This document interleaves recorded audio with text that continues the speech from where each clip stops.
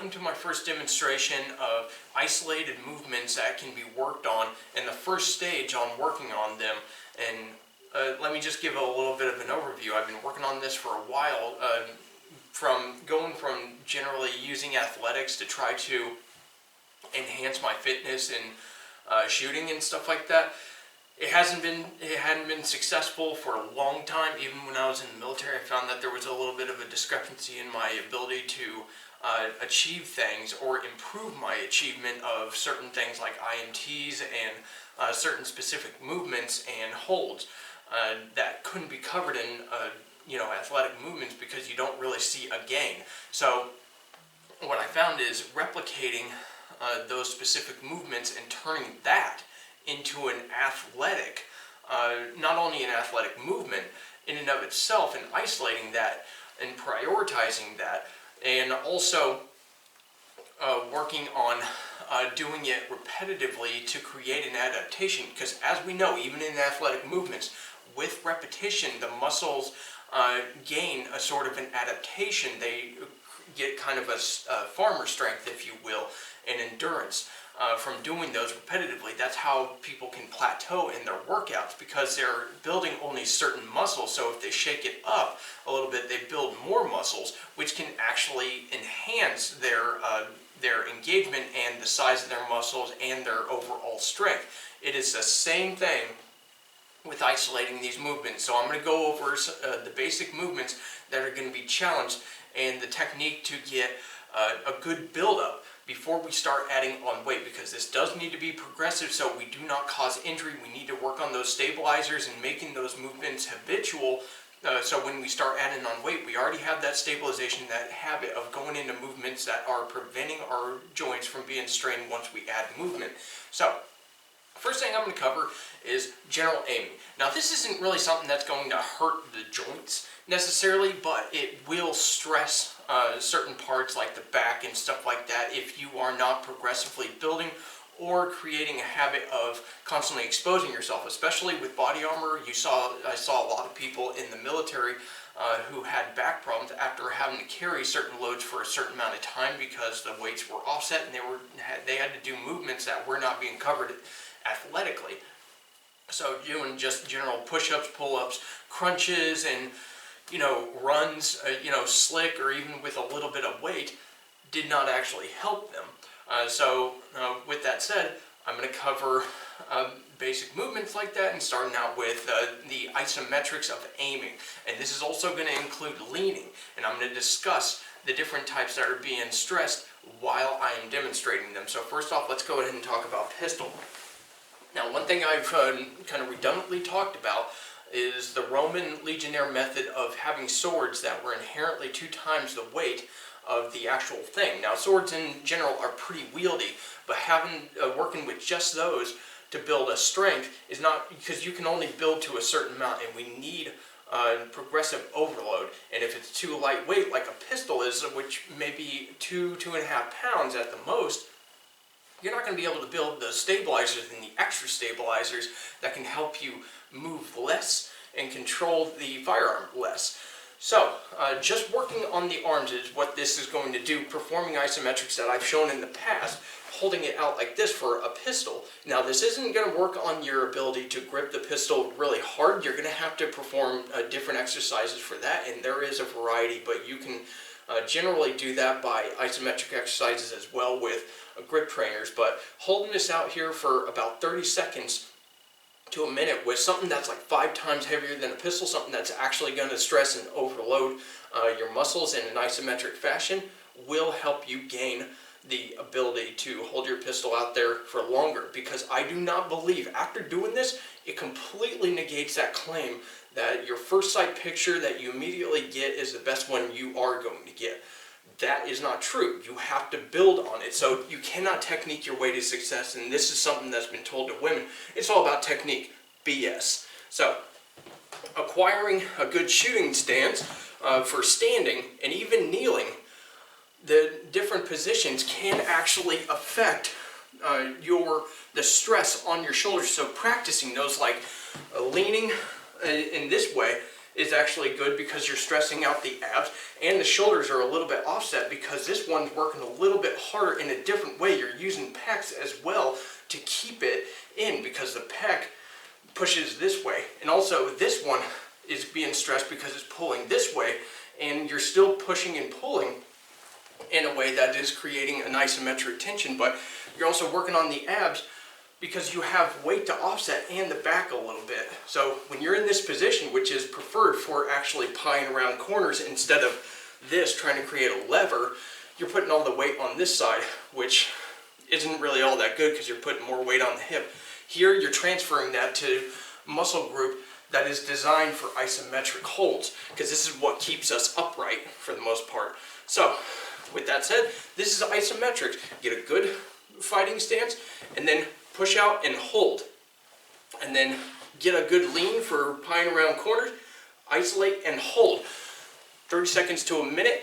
Do this in various positions. Don't necessarily need to do this in the prone, but transferring into that in the prone and being able to do it quickly will need to be built by doing it slowly at first. And even controlling the gun while going in the prone can be more interesting and challenging than you would like to think, because you're using basically one hand and a support mechanism like your forearm in order to build that. So if you want to build both of them in case you have to use your left hand and stuff like that, or whatever, I'd recommend doing that as well. So let me go ahead and demonstrate a position change while also performing an aim. Start from the prone and then work on snapping back. This is just my technique of pushing the leg back, and notice that I went on my shoulder first. Let me move into the camera angle. Went on my shoulder first and rolled into it.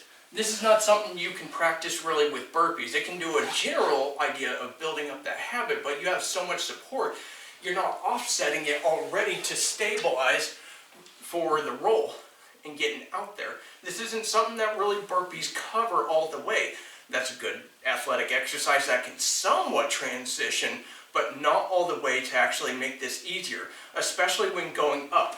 Because like with this, you go from here to forearm lean because you need to impulse up, which is basically a planking movement, an explosive planking movement.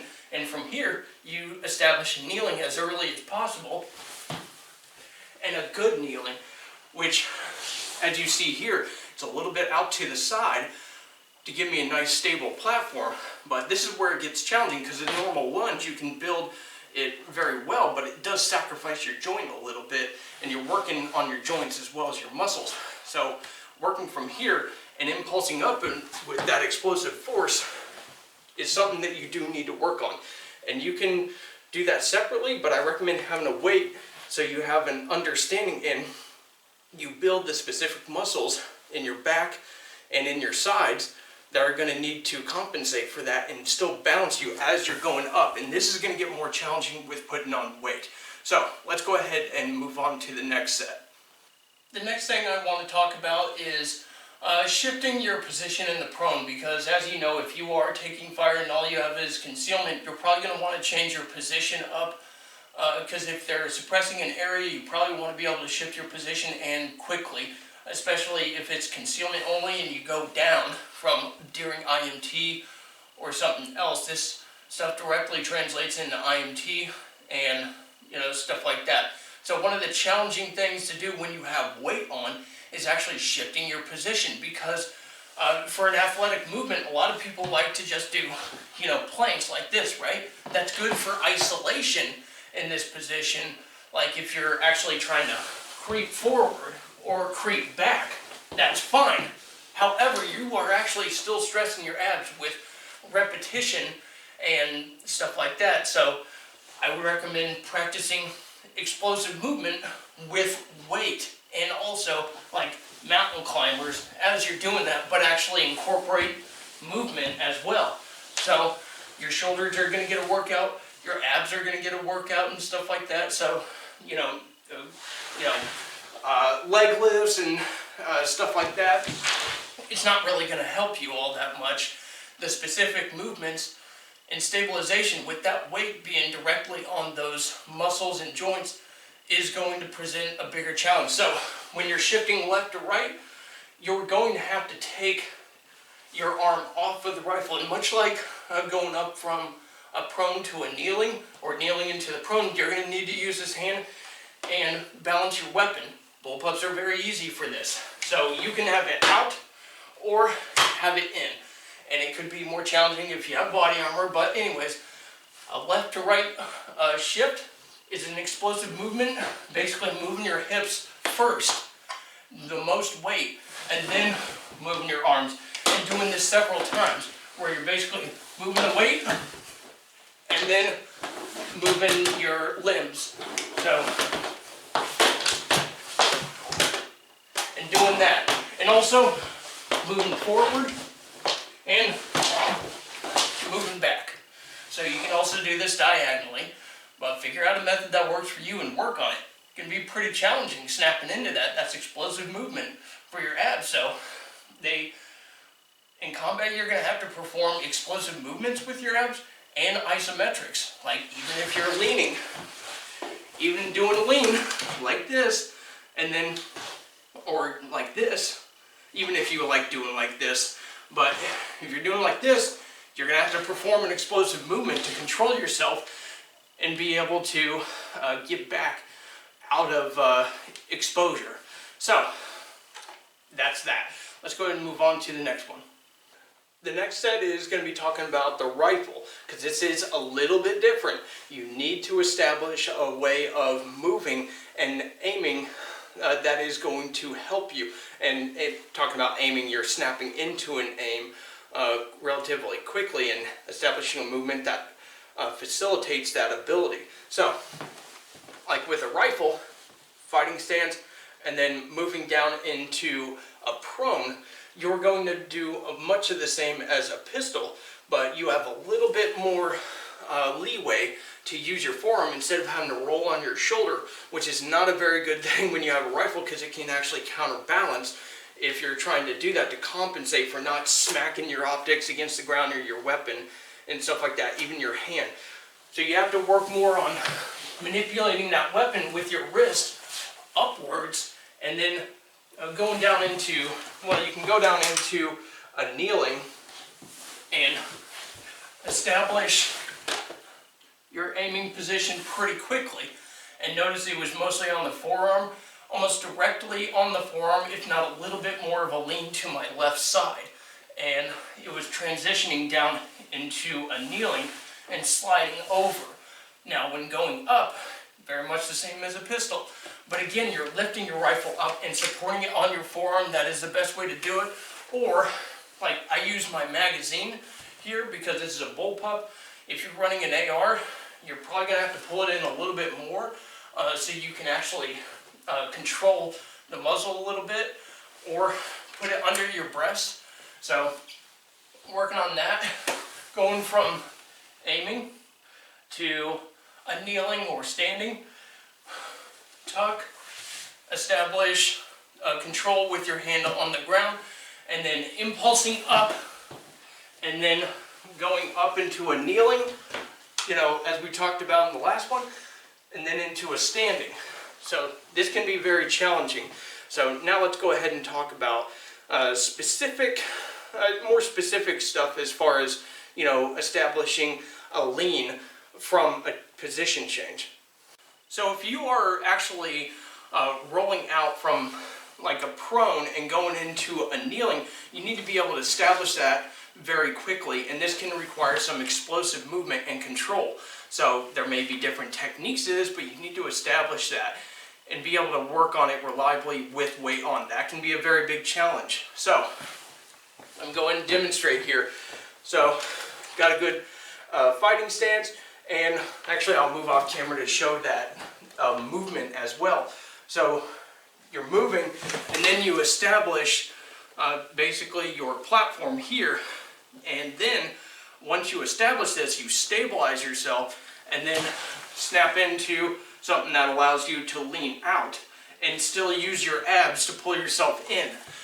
That's going to be a big challenge for some people, because when you get this fluid, you can kind of risk throwing yourself off balance. So my recommendation is to kind of set up this platform first right here and then lean out. Try to create that flow. It's just like the draw where you want to stabilize as you're going out.